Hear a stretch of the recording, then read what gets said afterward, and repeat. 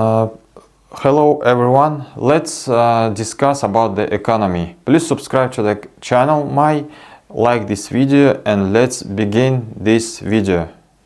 Cash is always a bad investment. I mean, when people said cash is king a year ago, I mean, that's crazy. I mean, cash wasn't producing anything, and it was sure to go down in value over time.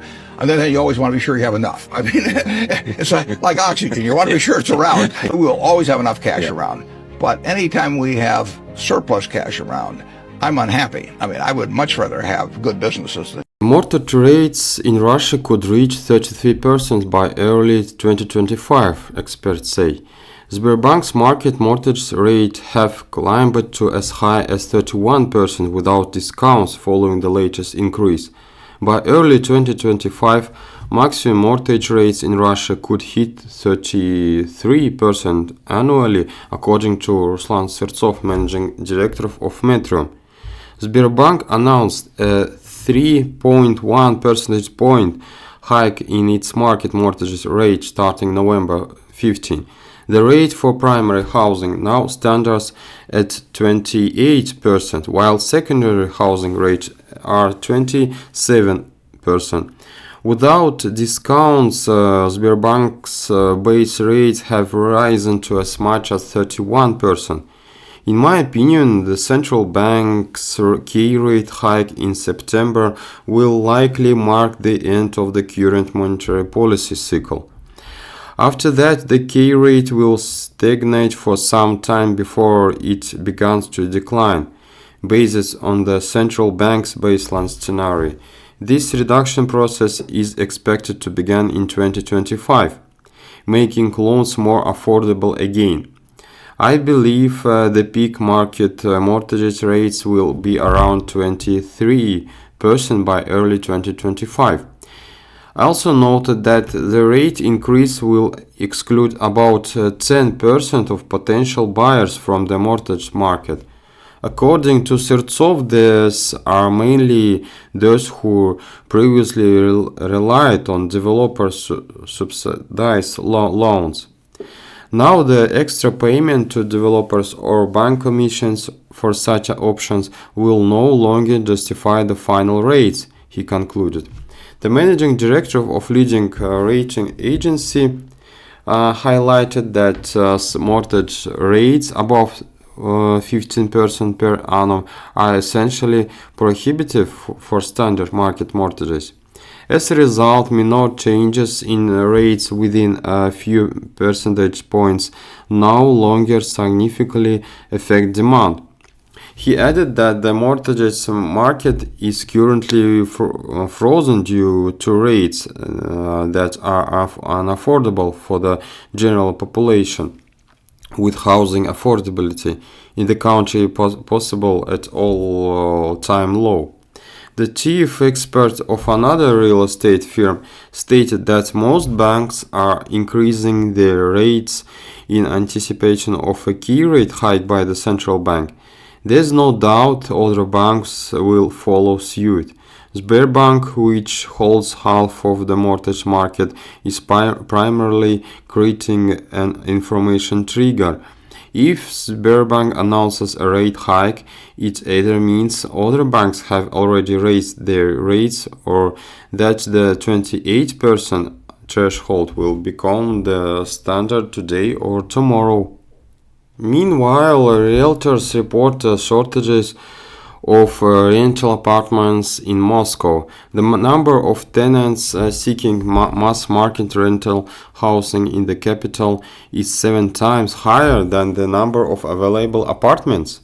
According to an analytical report received by the editorial team, the supply of vacant apartments in Moscow rental market is 7 times lower than the demand. This confirms that the ongoing shortage of rental housing in the city's mass market segment. In October and the first half of November this year, the potential demand for rental apartments was 42% higher than during the same period last year. However, the number of listed properties has remained at last year's level, the study highlighted.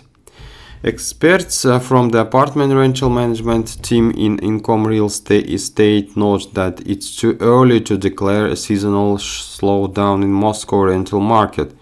Despite a 14% drop in tenant inquiries and 14% increase in available listings during October and November, the shortage of rental options persists. The report also mentions that since September, rental rates in the mass market segment have risen by 1,000 rubles, depending on the location. Since 2014, the minimum rental price remained stable at around 20,000 rubles, with the only exception being a spike in the fall 2021. The irreversible rise began in 2023.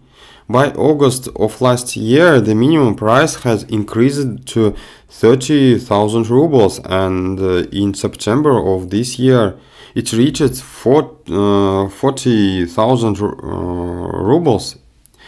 According to Domklik, the lowest rental rates in October 2024 were recorded in the three settlements of New Moscow: Voronova, Krasnoparkhovsky, and Bekasovo.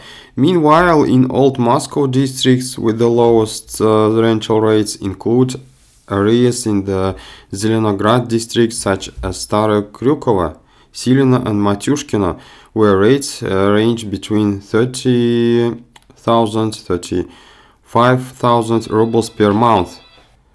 And head of VTB predicts declining profitability for Russian banks in 2025, amid high interest rates and tight regulation.